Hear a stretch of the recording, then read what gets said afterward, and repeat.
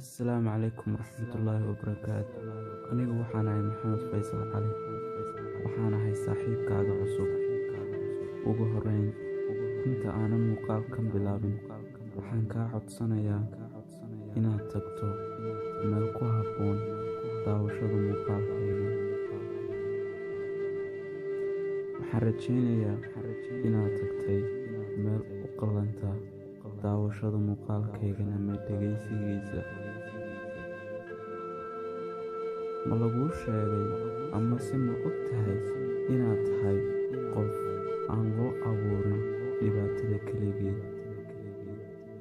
Waxaan kaaga markhaati kacayaa inaad tahay qofka ugu mudan ee nolosha. Haddii aad adigu ku fikirayso inaad ka duwan tahay dadka oo aanad haysan waxay dadka kala haystaan, waxaad ogaataa adiga waxaad hadiyad u haysataa waxaanay dadka qaarkii haysan, oo ah caafimaad, inaad haysato farxad, inaad la joogto qoyskaagii. Waa maxay sababta keenaysa inaad cidlo dareento?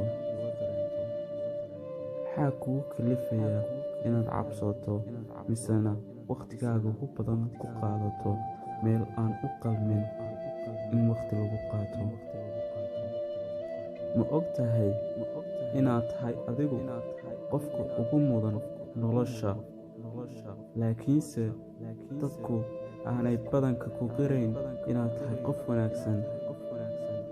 Haddii aad ogsoon tahay inaad tahay qof wanaagsan amase dadka qaarkii ay kugu yidhaahdeen waxaad tahay qof xun,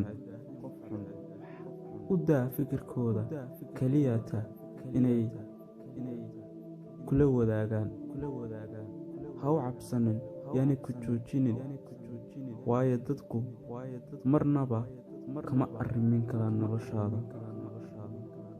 Go'aankaaga noloshu iyo mustaqbalkaaga doorashadiisu waa wax adiga ku yeela.